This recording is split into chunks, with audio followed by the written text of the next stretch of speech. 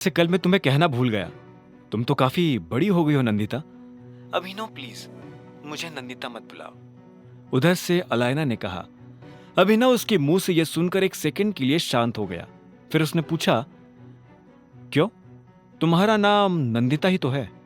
नहीं, अब नहीं है। जब से तुम गए थे तब से मेरी भी दुनिया बदल गई थी। अब दुनिया की नजर में मैं नंदिता नहीं, अलायना हूं। जैसे तुम अभिनव नहीं, टाइगर हो। वैसे तुम अभी क्या कर रहे हो?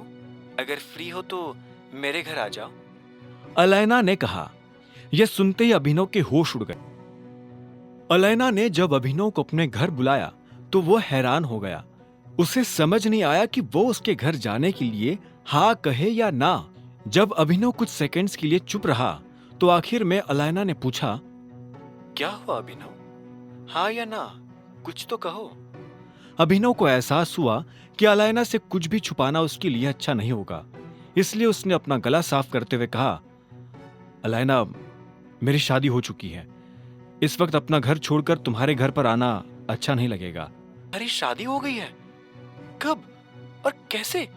तुम्हारी शादी कैसे हो सकती है? तुम्हारी तो अभी शादी की उम्र भी नहीं हुई है। और भूल गए, जब हम छोटे थे तब तुमने प्रॉमिस किया था कि तुम सिर्फ मुझसे शादी करोगे। अभिनव अलायना की ये बात सुनकर मुस्कुरा रहा था। अलायना के तेवर अभी भी वैसे ही थे जैसे बचपन में थे।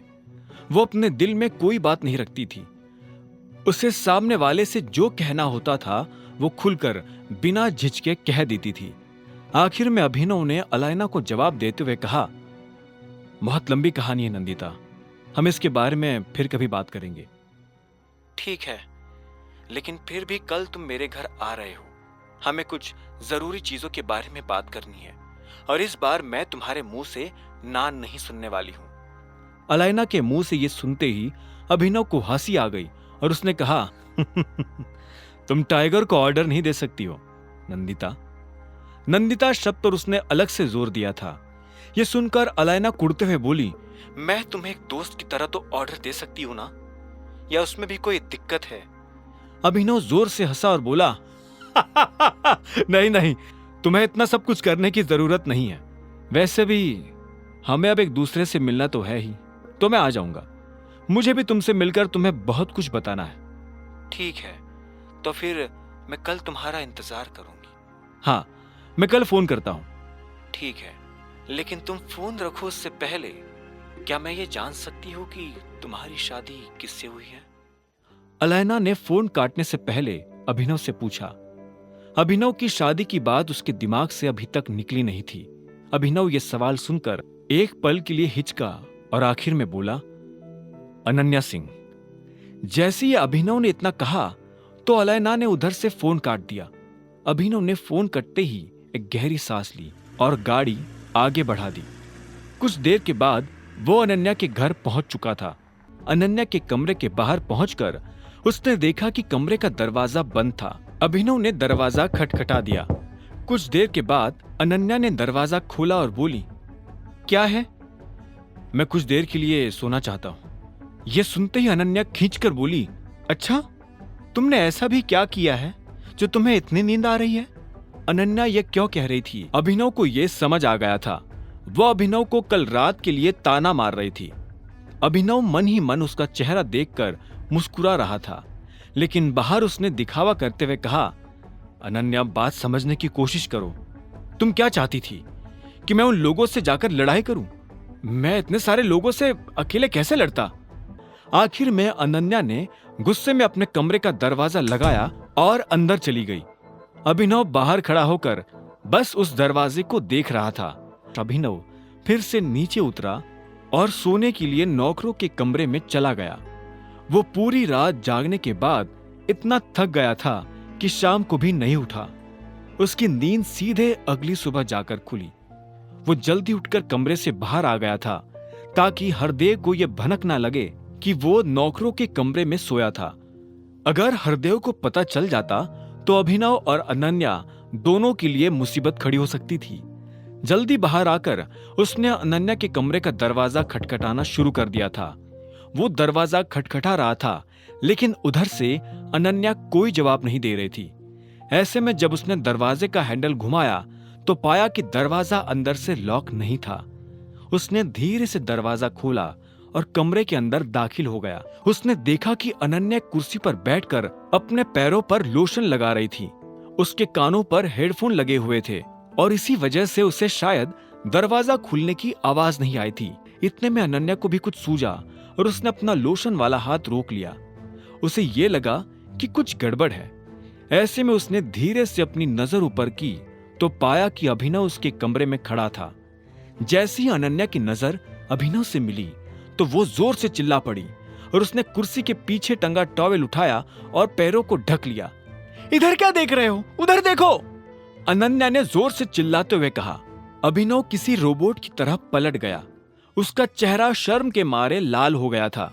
भले ही सच ये था कि ना अभिनव अनन्या से प्यार करता था और ना ही अनन्या अभिनव से, लेकिन फिर भी कुछ तो था जो दोनों को एक दूसरे की तरफ खींच रहा था कि तभी अनन्या जोर से उस पर चिल्लाई और बोली, तुम्हारी हिम्मत कैसे हुई मुझसे बिना पूछे मेरे कमरे में आने की? आई एम सॉरी, मुझे सच में आइडिया नहीं था कि तुम मुझे इस हालत में मिलोगी और मैं सीधे तुम्हारे कमरे में भी नहीं घुसा। मैंने काफी बार तुम्हारा दरवाजा खटखटाया, लेकिन जब तुमने दरवाजा नहीं खोला तो मेरे पास सीधा अंदर आने के अलावा और कोई चारा नहीं रह गया था। अभिनव ने तुरंत अनन्या को समझाने की कोशिश करते हुए कहा, लेकिन जब वो अनन्या को सफाई दे रहा था तब उसे खुद समझ नहीं आ रहा था कि वो अनन्या को सफाई दे क्यों रहा है। अनन्या उसकी पत्नी है, नहीं? ऐसे में अभिनव को खुराफात सूझी और उसने कहा, अभी मान लो कि दादाजी हमारे, मेरा मतलब है तुम्हारे कमरे में आते, वो पहले तुम्हें ऐसा बैठा हुआ देखते और फिर मुझे तुम्हें ना देखते हुए देखते तो उन्हें कैसा लगता? कोई भी नॉर्मल इंसान अगर मुझे तुम्हें अपने ही कमरे में ना देखते हुए देखता तो पता नहीं क्या समझ बैठता। पागल आदमी, मेरे दादाजी कभी ऐसे दूसरों के कमरों में बिना पूछे नहीं घुसते हैं, अनन्या ने चिढ़ते हुए कहा। उसकी चिड़ी हुई शक्ल देखकर अभिनव को काफी अच्छा लग रहा था। उसने अनन्या को चिढ़ाने के लिए तो ये बात कही थी। अभिनव को जैसे ही जरा सी हंसी आई तो इतने में अनन्या ने कहा, चलो अब मेरे कमरे से बाहर निकलो और जब तक मैं ना बुलाऊं अंदर मत आना। जब मेरा हो जाएगा तब मैं तुम्हें आवाज लगा दूंगी।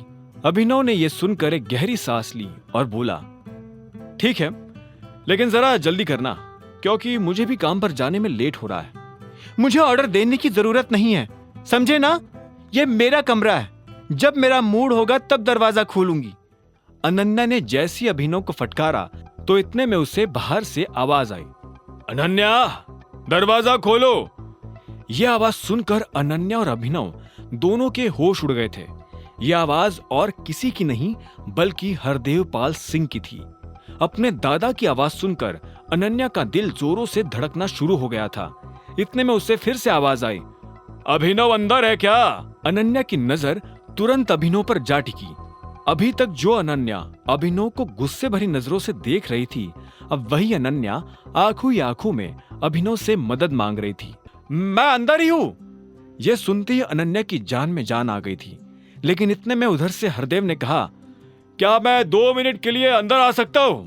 मुझे अनन्या से कुछ जरूरी बात करनी है। दादाजी, पर मैं अभी तैयार हो रही हूं। अनन्या के मुंह से घबराहट के मारे निकला।